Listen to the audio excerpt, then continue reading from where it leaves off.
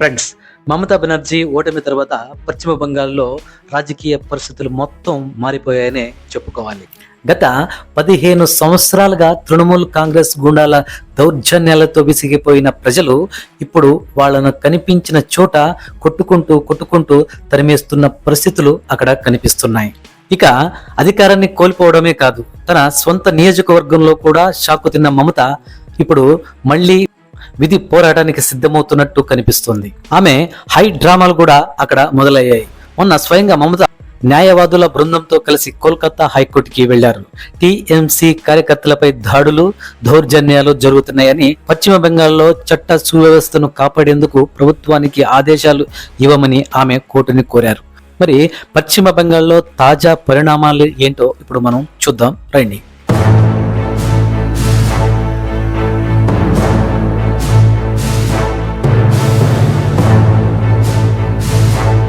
Friends, పశ్చిమ బెంగాల్లో ప్రజలు చారిత్రాత్మక తీర్పునైతే ఇచ్చారు. అక్కడ 15 సంవత్సరాల మమతా పాలన ముగిసిపోయింది.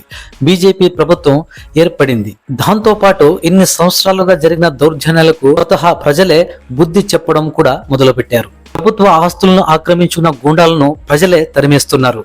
పార్టీకి కార్యాలయాగా మారిపోయిన దేవాలయాలు, స్కూళ్లు, పాఠశాల భవనాలను వాళ్లే ఖాళీ చేపిస్తున్నారు. టీఎంసీ గూండాలకు ప్రజలే బుద్ధి చెబుతున్నారు. అంతేకాకుండా గ్రామీణ ప్రాంతాల్లో కూడా ఇంతకాలం టీఎంసీ జెండాలను పట్టుకుని దాదాగిరి చేసిన వాళ్ళు, పోలీసులను చూపించి సామాన్యులను బెదిరించిన వాళ్ళు, మహిళలపై దౌర్జన్యాలు చేసిన వాళ్ళందరికీ ఇప్పుడు ప్రతీకారం ఎదురవుతుంది. ఇలా ప్రజలు ఎదురిస్తుంటే ఆ కార్యకర్తలు స్థానిక బీజేపీ నేతలకు ఫోన్ చేసి మమ్మల్ని కాపాడండి అని అడుగుతున్నారు. ఇంతకాలం టీఎంసీ మాట విన్న పోలీసులు కూడా ఇప్పుడు తమ పాత బాసును కాపాడేందుకు ముందుకు రావడం లేదు. ఫ్రెండ్స్, ఇటీవల తేజ్లా ప్రాంతంలో అగ్ని ప్రమాదం జరిగిన తర్వాత అక్కడ అక్రమ నిర్మాణాలను కూర్చివేయాలని ప్రభుత్వం ఆదేశాలు ఇచ్చింది. అనుమతులు లేకుండా చట్టవిరుద్ధంగా నిర్మించిన భవనాలను గుర్తించి వాటిని నీరు, విద్యుత్ నిలిపేయాలని స్థానిక అధికారులకు సీఎం ఆదేశాలు ఇచ్చారు. దీంతో అక్రమ భవనాలను కూర్చివేతకు ఏర్పాటు జరుగుతున్నాయి. అయితే టీఎంసీ ఈ బుల్డేజర్ల చర్యకు వ్యతిరేకంగా కోర్టును ఆశ్రయించింది. కోల్కతా హైకోర్టు కూడా ఆ చర్యలపై తాత్కాలిక స్టే ఇచ్చింది. దీంతో అక్రమ భవనాల యజమానులు ఊపిరి పీల్చుకున్నట్టు అయింది. కానీ ఇది ఇక్కడితో ఆగిపోతుందా అంటే ఆగిపోదు. ఉత్తరప్రదేశ్లో కూడా కోర్టులు ఎన్నోసార్లు స్టే ఇచ్చిన ప్రభుత్వం వేరే మార్గాల్లో తన పని తాను చేసుకుంటూ పోయింది. పశ్చిమ బెంగాల్లో కూడా కూల్చివేతలు మళ్లీ ప్రారంభమయ్యే అవకాశాలు లేకపోలేదు. ఫ్రెండ్స్, ఈ వెస్ట్ బెంగాల్లో ఇంతవరకు పోలీసులు ఎక్కడన్నా హింస జరుగుతుంటే వచ్చి హంసలా చూసి వెళ్లిపోయేవాళ్ళు. ఇప్పుడైతే పోలీసులు ఎన్నికల అనంతరం హింసపై చర్యలు తీసుకోవడం ప్రారంభించారు. ఎన్నికల తర్వాత మాత్రమే కాదు, ఎన్నికల ముందు, ఎన్నికల సమయంలో జరిగిన అల్లర్లపై కూడా కేసులు నమోదు చేసి అరెస్టులు చేస్తున్నారు. ముఖ్యంగా టీఎంసీ కార్యకర్తలపైనే చర్యలు ఎక్కువగా జరుగుతున్నాయనే ప్రచారం కూడా అక్కడ ఉంది. మరోవైపు తృణమూల్ కాంగ్రెస్ కు చెందిన పలువురు నేతలు ఇప్పటికే పరారీలో ఉన్నారు. మరికొందరును అరెస్ట్ చేస్తున్నారు.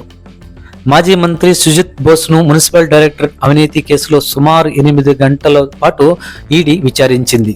కేవలం విచారించడమే కాకుండా అరెస్ట్ కూడా చేసింది.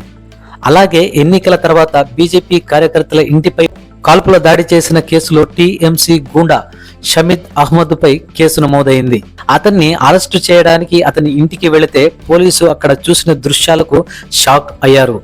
4 అంతస్తుల ఇంట్లో ఒక రహస్య బంకర్ కనిపించింది. అక్కడ భారీ మొత్తంలో ఆయుధాలు, నకిలీ ఈవీఎం యంత్రాలు, డబ్బు స్వాధీనం చేసుకున్నారు.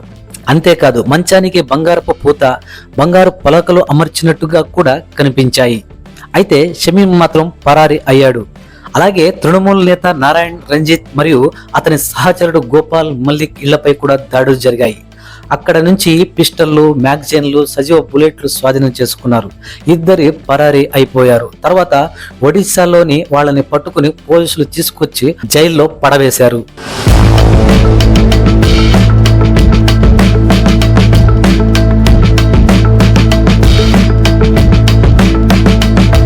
ఇంకా ఫాల్తా నియోజకవర్గం మాజీ ఎమ్మెల్యే మమతా మరియు అభిషేక్ బెనర్జీ అత్యంత సన్నిహితుడిగా చెప్పబడే జహంగీర్ ఖాన్ కూడా పరారీ అయ్యాడు. ఎన్నికల ప్రచార సమయంలో ఓటర్లను బెదిరించాడనే ఆరోపణలు వచ్చాయి. ఎస్పీ అజయ్ పాల్ శర్మ అతని ఇంటికి వెళ్లి హెచ్చరించడం అయితే జరిగింది. అప్పుడు జహంగీర్ ఖాన్ ఎన్నికల సభలో మాట్లాడుతూ అజయ్ శర్మ సింగం అయితే నేను పుష్పరాజ్ ఫ్లవర్ అనుకున్నావా, కాదు ఫైర్ అని చెప్పాడు. అయితే ఆ పుష్పరాజ్ గంధపు చెక్కల కోసం మోసాలు చేస్తే ఈ పుష్పరాజు మాత్రం ఓట్ కోసం మోసాలు అయితే చేశాడు. అది ఎలా అంటే ఓటింగ్ సమయంలో ఈవీఎం పైన బీజేపీ గుర్తుపై ప్లాస్టర్ అంటించడం, కొన్ని చోట్ల ఆ బటన్ పై ఇంక్ పోయడం, ఇంకొన్ని చోట్ల ఆ బీజేపీ బటన్ పై సెంట్ చల్లడం చేశాడు. ఇవన్నీ ఎందుకంటే ఓటేసి వచ్చిన వారి వేళ్లను వాసన చూసి సెంటు వాసన వస్తే లేదా ఇంకు గుర్తు కనిపిస్తే వాళ్ళు బీజేపీకి ఓటు వేశారని భావించి వాళ్లపై దాడులు చేయడానికి. ఇంతే కాదండి, దాదాపు 66 పోలింగ్ కేంద్రాల్లో సీసీ కెమెరాల లైవ్ స్ట్రీమింగ్ నిలిపివేయడం, ఇవన్నీ చేశాడు వెస్ట్ బెంగాల్ పుష్పరాజు. ఇప్పుడు జహంగీర్ ఖాన్ పై అనేక కేసులు నమోదయ్యాయి. ఇప్పుడు అతను ఎన్నికల ప్రచారంలో కూడా కనిపించడం లేదు. పుష్పం ఎండిపోయిందో లేదా ఫైర్ చల్లారిపోయిందో తెలియదు గాని అతను కనిపించకుండా వెళ్లిపోయాడు. కనీసం అతని జెండా పట్టుకునే వాళ్ళు కూడా అక్కడ కనిపించడం లేదు. ఇంతకు ముందు అతని పోస్టర్లు వేసిన గోడలను ప్రజలు ఆ పోస్టర్లను చింపి పారేశారు. మొత్తానికి పుష్పరాజ్ తగ్గేదేలే, జహంగీర్ పూర్తిగా పరారయ్యాడని చెబుతున్నారు. ఇక మమత మేనలుడైన అభిషేక్ బెనర్జీపై కూడా ఎన్నికల సమయంలో విద్వేషాలు, ప్రసంగాలు, ప్రాణహాని బెదిరింపులు కేసులు నమోదయ్యాయి. అలాగే అతని భార్య pan card, personal original card, OCI కార్డులో తండ్రి పేరు వేర్వేరుగా ఉన్నాయని ఆరోపణలు వస్తున్నాయి. ఈ విషయంపై హోంశాఖ కూడా విచారణ ప్రారంభించింది. ఇది ఇలా ఉండగా ఇక మరో ఆసక్తికర ఘటన తృణమూల్ ప్రచారకర్త ఖర్గ్ చటర్జీ పేరు వినిపిస్తుంది. అతను బాంగ్లా పక్ష అనే పేజీ నడుపుతున్నాడు. ఇటీవల ఈవీఎంలు, అక్రమ వలసలపై విపరీతంగా పోస్టులు పెడుతున్నాడు. అతడిపై కూడా పలు కేసులు నమోదయ్యాయి. ఒకరోజు అతన్ని అరెస్టు చేయడానికి పోలీసులు ఇంటికి వెళ్ళగా అతను కనిపించలేదు. ఇంటి మొత్తం వెతికినా దొరకలేదు. చివరికి ఒక బాత్రూమ్ తలుపులు మూసి ఉండడం గమనించారు. దాన్ని తెరవడానికి ఎంత ప్రయత్నించినా కుటుంబ సభ్యులు అడ్డుకున్నారు. వాళ్ళు చెప్పిన కారణం ఏమిటంటే లోపల ఆడవాళ్లు స్నానం చేస్తున్నారు, సో మీరు వెళ్ళకండి అని చెప్పడం అయితే జరిగింది. చివరకు మహిళా పోలీసులను పిలిచి తలుపు తెరిచితే అందులో గూర్ఖా వేసుకున్న మహిళ కనిపించింది.